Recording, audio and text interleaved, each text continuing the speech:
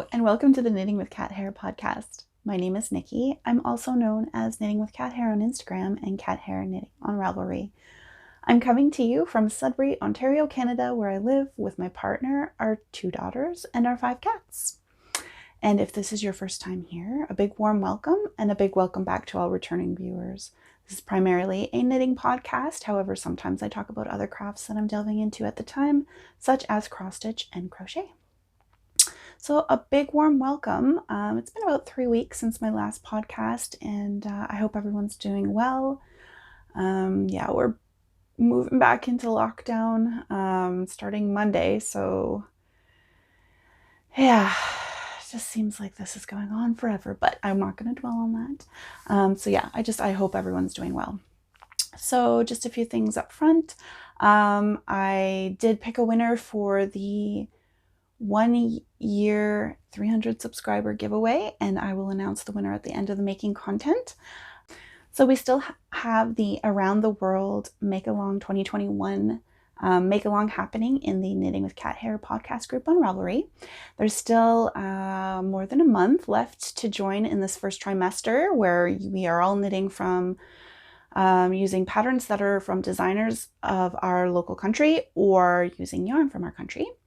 And all the details can be found in the Ravelry group, and I'll put a link down below. So I think that's about it. We'll move into the actual making talk. So I do have one finished object for y'all today. I finished my pair of stripy vanilla socks. These were knit up out of a mini skein set from Natural You, which is a Canadian natural hand dyer of yarn. So these are their sock base. I think it's like an 80-20, so 80% merino, 20% nylon. And I just did 12 round stripes for each color. And I did supplement the cuffs and heels with yarn from Canon hand dyes, some leftovers that I had from a mini skein set I had purchased from them. So yeah, I'm pretty happy with it. There's not much to say other than it's my vanilla sock recipe. 64 stitches on US ones. I do the magic loop, and I did a 1x1 twisted rib. I have not, full disclosure, have not wound in all the ends yet, so it looks a little wonky. You can kind of see. I'm gonna have to go back and fix things like these little holes that happen that I cannot seem to get rid of. If you have a method for picking up for the heel that gets rid of these holes, I would love to hear about it. I have tried various methods and nothing seems to work. So yeah, I'll have to go back in and sew it. But yeah, pretty happy. I love the colors. They all look so cohesive.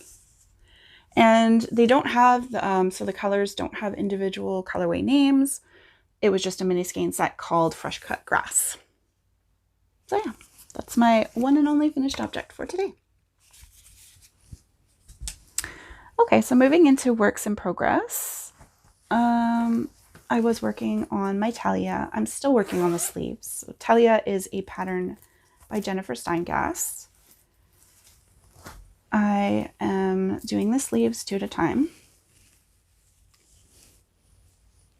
And I have to measure them. It says to knit until they're 18 inches, I believe. So I've got to give it a measure and see where I'm at. I don't think I have that much further to go. And yeah, I'm excited to get onto the body. So I'm knitting this up out of Lettlopi yarn. The colorways are straw. This rust color is called Rust Heather. There's this yellowy green color in here that's called Golden Heather. And then this color, the green on the end, is called Celery Heather. And I'm really enjoying it. It's my first time using Lettlopi. It's a super rustic yarn, but I did try on the sleeves on my bare skin, and I didn't have any negative reactions to it. So I think I'm going to be fine. And yeah, really love it. So that's the Telja. And that's being housed in this adorable box bag that I got from My Needle Crafts on Etsy. I'll put links to everything that I talk about down below in the down bar. But if you have any questions, feel free to send me a message on Instagram or on Ravelry, and I'll be sure to answer.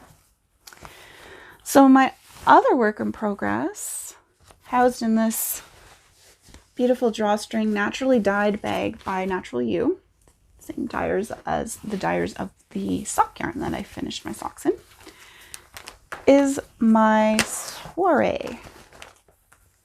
And this is a pattern that is found in Emily Foden's Knits About Winter book. And I managed to get the body done. Let's see if I can show it to you here.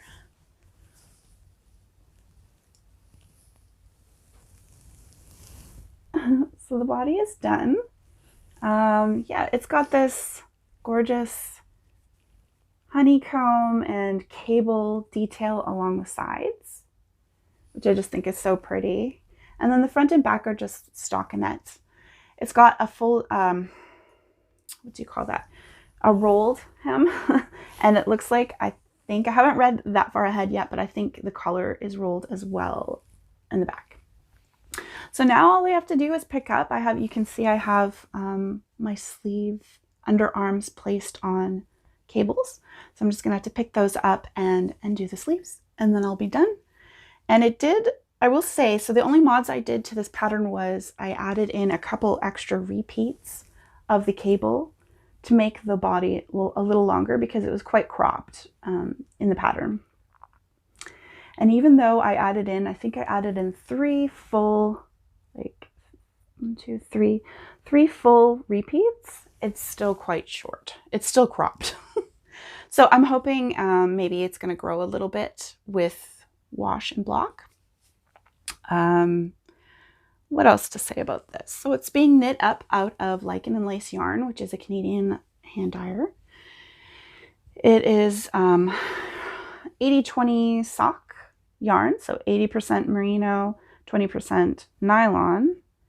And I'm holding that together with their Marsh Mohair, which is a mohair silk blend, and it's making it so cozy. Yeah, I don't know if I can show you the halo, but it's so soft and fuzzy, and it's going to be so nice in winter to wear. So yeah, I'm looking forward to that. And I don't know if you guys can see, I noticed it when I took a picture. Oh, I can't really tell as well on camera here. But I switched methods of alternating just because at first, so it's a bottom-up sweater. You knit the bottom in the round, and then you separate for the front and back. So when I was knitting in the round, I was alternating skeins every round. And then when I started knitting back and forth, I started alternating every 2 rounds. And I did notice that there's a bit of a change in the pattern, and I could definitely tell it in the picture that I took. But hopefully when it's on, you won't really be able to tell. I can't really see it here, although it's pretty wrinkly. Anyways, yeah, loving it. And oh, I forgot to mention the colorway. Colorway is Beach Glass. And then, so that's it for works in progress. And then I did do just a quick cast on. I mentioned on my last episode that my Celtic dancer slippers that I had knit up out of 100% merino did not hold up. So I'm knitting a replacement pair, but I'm not sure that I'm loving the yarns. So this is all I have so far. So what I'm doing is I am holding one strand of Lettlopi in this beautiful brown color together with this miscellaneous mohair type yarn that my mom brought me back from Ecuador. I'm not sure what it is. I'm guessing it's probably acrylic mohair maybe? I'm not sure. All I know is that, and it's not because of the individual yarns that I'm not liking it. I don't know if it's because I'm knitting this up on small needles.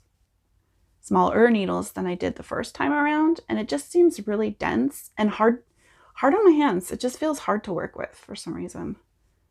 But I don't know, can you even see the cable? Not really. It's not even, the cable's not even really showing up. So I might rip this out. I might rip it out and try something else. I don't know. So yeah, that is literally all I have for the making content. That was a quick one. I don't really have my eyes on any other projects at this point because I'm really focused on trying to get my soiree done. And for the make along, which I forgot to mention, I'm knitting it up as part of our make along. The pattern's Canadian and the yarn is also Canadian. So yeah, I'm really focused on getting that done by the deadline, which is the end of April. And then I have the Telja. So I don't know, I'm becoming more of a monogamous knitter, I fear. So, okay, so maybe I will now, because we're done talking about all the making stuff, I will announce the winner of the 300 subscriber 1 year giveaway. And I used a random comment picker. I'll pop a picture in of the winner here. So congratulations, Anne Bing. You have won one free pattern from Ravelry. So if you can please message me on Instagram or send me a message on Ravelry, let me know which pattern you'd like. I will definitely get that to you. So congratulations. And thank you to everyone else who entered and shared all of their failed makes with me. Some of them were heartbreaking to read, honestly. Yeah. I know I said misery loves company, but some of those things were just so sad. And one that stood out in my mind is very funny. I have to mention, I can't remember who it was that said it, but they said that their failed make was, I think it was a sweater they were making, and they just didn't feel like doing the sleeves, so they just gifted it sleeveless to their mom, I think. That made me laugh. And I was like, yeah, that's certainly one way around being trapped on Sleeve Island. So anyways, thanks so much to everyone who entered. Okay, so in terms of other things, I've been reading a lot. I've finished 2 books since my last podcast. To be fair, one was already I was halfway through it.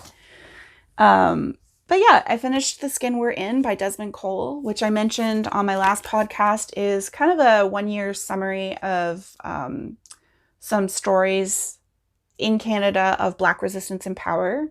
And it was month by month, each story was different. And it covered not just, racism, Black racism, but it also covered things like anti-transgender, homophobia, anti-Indigenous. It covered quite a large range of topics, and it was really good. It was really, really good. I highly recommend it. It's not an easy read. Some of the stories are, well, all the stories really are heartbreaking. But I definitely think it's, especially if you live in Canada, it's kind of a must read in my opinion. So yeah, highly recommend Skin We're In by Desmond Cole. So after I finished that book, I moved on to a fictional book called Son of a Trickster. And this book, it's kind of like a coming of age story about a young Indigenous boy in British Columbia, I believe. And full disclosure, it's the language is quite colorful. And I think that might be why I stopped reading it initially. That first chapter, the very first chapter, I found difficult. So I had started reading it last year, read that first chapter, and was like, I don't think I can read this. And I'm really glad I picked it back up because it did get good. The story, like I said, it follows this young Indigenous boy through high school and, all the stuff he's dealing with. There's a few trigger warnings in here, I will say. Self-harm, suicide, things to be aware of if you are interested in reading the book. And it takes quite a different turn. And I don't want to give it away, but it was a bit unexpected. the way things went. So yeah, if you're interested, Son of a Trickster by Eden Robinson. She's a Canadian author.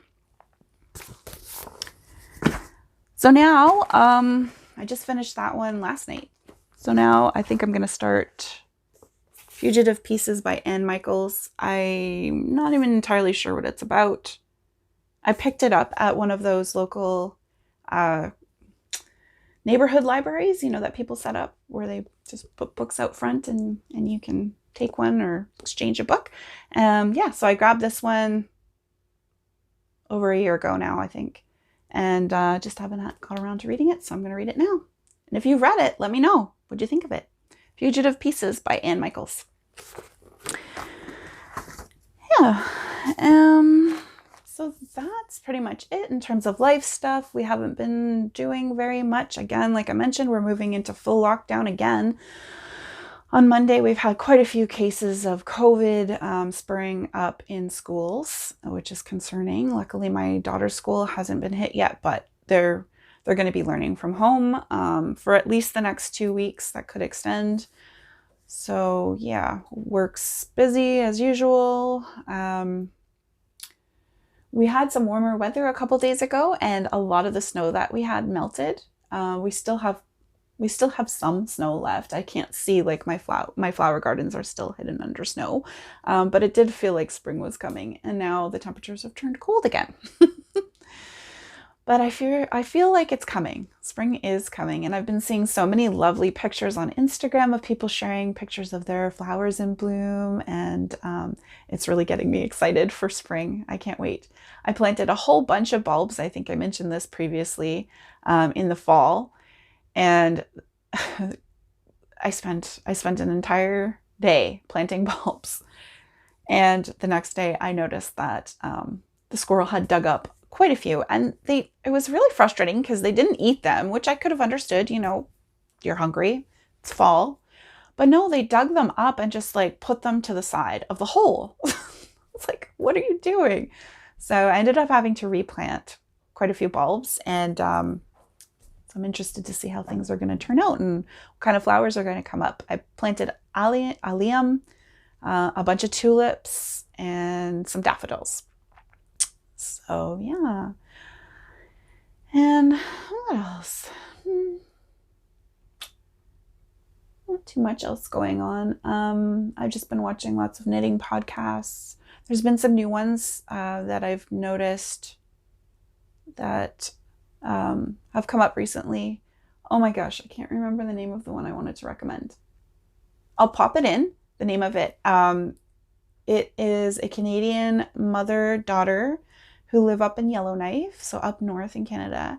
And yeah, I really enjoyed it. It's really cute together, mom and daughter. And then afterwards, I tried to see if my daughter would be interested in podcasting with me. But sadly, although I've taught her how to knit and she does know how, she just hasn't taken an interest in it. So you know what? It is the same way with me. When I was 8, I was taught how to knit, and I literally didn't knit again until I was in my late 20s. So sometimes it just takes time, and all we can do is just give them those skills, right? And hope for the best.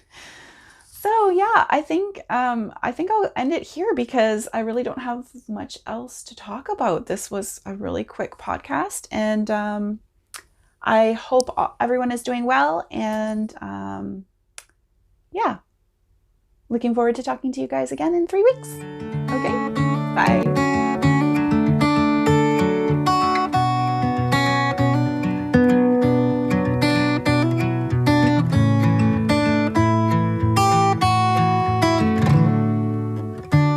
Il y a si longtemps déjà, j'ai oublié comment. Tant de mots, de moments, pensés depuis longtemps. Devant ce mur